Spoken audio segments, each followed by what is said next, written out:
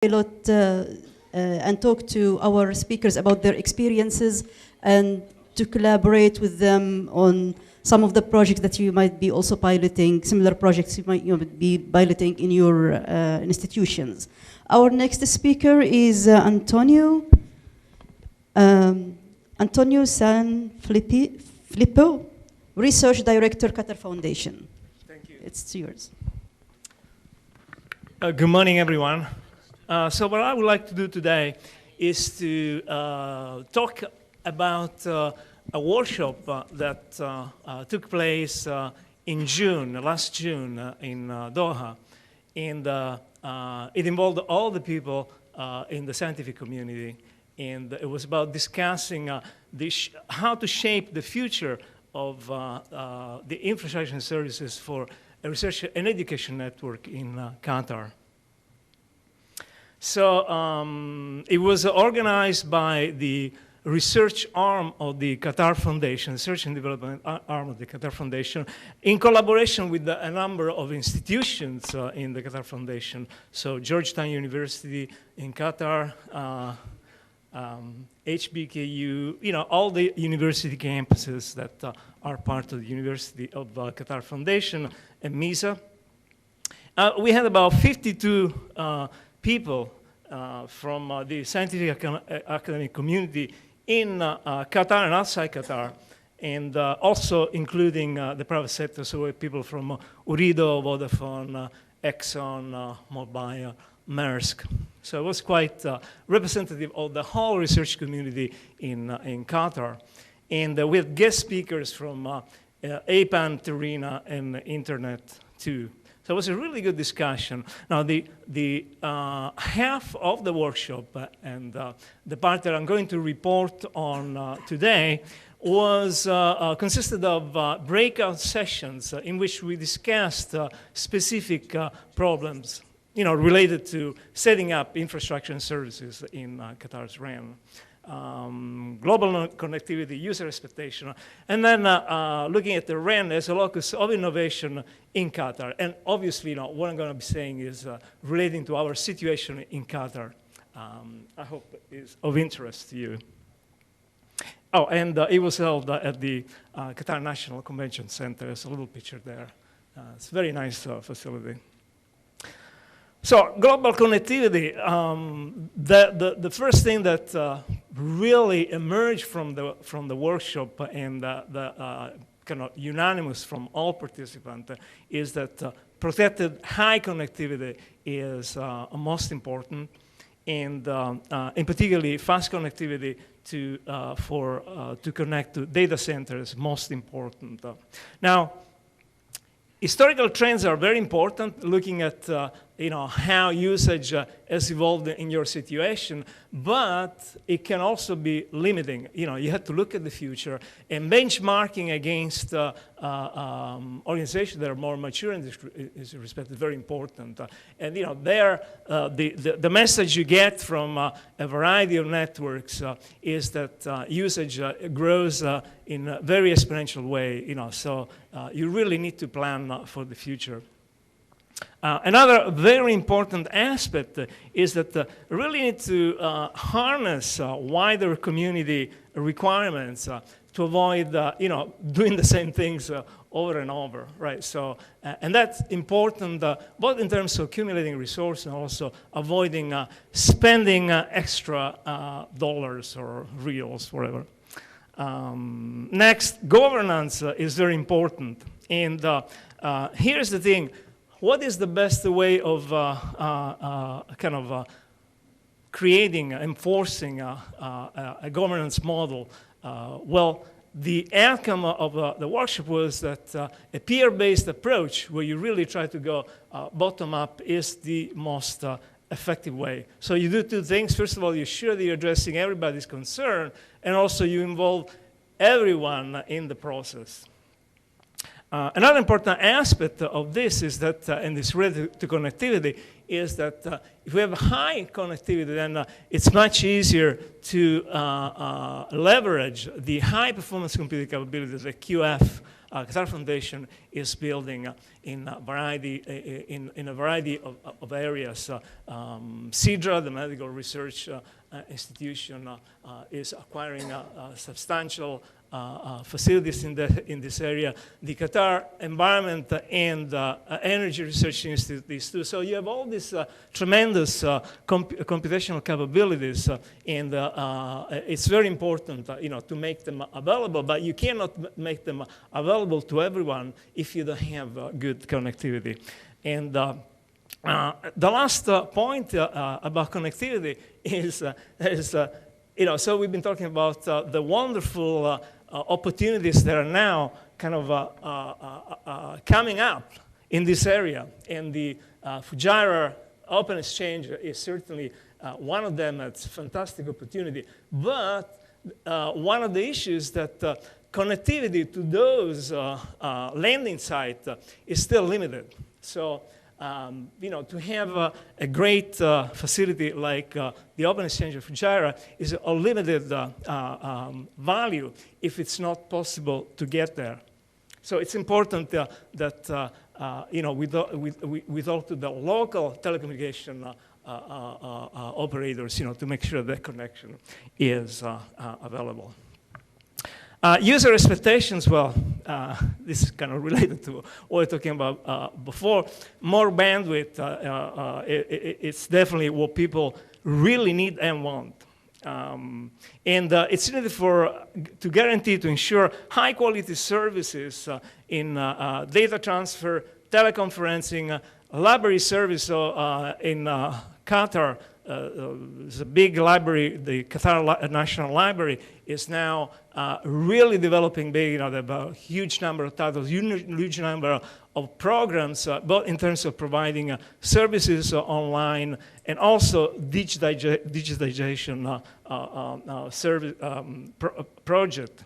And high performance computing, as I was telling before, it's another important aspect. And I think there's going to be a talk later today that really is going to stress this fact of how connectivity can be used to accumulate actually resources across different supercomputing centers. So I look forward to listening to that.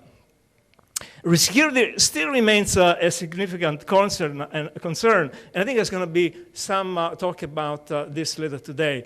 Obviously, there is you're going to put out your data in the open. You want to make sure that first the data is protected and also secure. You're not going to lose them. And another interesting thing is that to provide a kind of a standard entry-level service that everybody can use, and then everything extra you can pay on. So it's also a way to make the network, as it were, raise revenues with add-ons, so that you can then provide more and more and more for free. Support, fault tolerance, and shared identification. These are all things that exist already in the mature networks. The community just came up and said, we need these things. And very important to optimize the usage of the infrastructure. Training, outreach, and education activities are of utmost importance. So the final discussion topic was on looking at how a research education network in Qatar can constitute a locus of technological innovation. So one first topic of discussion there was to look at what technologies are most likely to provide the kind of fostering function. And certainly mobile and cloud services, these are two of the things that came up strong. And another aspect, and I think it's something that has been mentioned now and then throughout the conference here at EAGE, the Internet of Things, so the ability to generate a huge amount of data about a huge amount of personal data through network, through sensors to monitor health, for example, a great application in health, and also energy and water security. So another aspect is, well, how do you bring this, how do you make the connection within kind of developing the innovation? So using the RAN to kind of get people to use these new innovative tools. How do you ensure that that kind of link works? Well, there are two things that need to be done. And again, this is something that came out strong in the workshop. First is connect to the user to understand what are the goals and the requirements of the user. And this user, in a wide sense, all the stakeholders. So when we're talking about user stakeholder here, we're not talking just about research scientists in non-profit organization and academia, but also the commercial world, the private sector and the government sector. Another important thing is to talk to funding sponsors, and locally our Qatar National Research Foundation, but also other sponsors in the region, to learn about what are the grand challenges. So for example, for Qatar, the main challenges that we are addressing at the moment are energy security, water security, cyber security, and health. So obviously, these are of importance in understanding where innovation can be headed. And if we look at what are the applications that are driving innovation at the moment, this is something, this is what came up in the workshop. So energy, water, food security, cybersecurity, and healthcare, just as I was saying, these are actually the elements, the basic pillars of Qatar research strategy. Science, climate modeling, particle physics, astrophysics, and again, I think there's going to be some interesting discussion here later today in this area. Genomics and health informatics, social participation in health, and I think also Sergey will say something about that. And in terms of methods, that's something that is becoming more and more part of the landscape. Crowdsourcing and collaborative problem solving is a very important aspect of this. And it's something for which RANs are naturally architected for. So, very, very interesting idea of collaborative problem solving. The idea of setting a problem centrally and having different people kind of pitching in to how to solve the problem from all parts of the world. And obviously, we need to create sort of technologies that allows us to do that.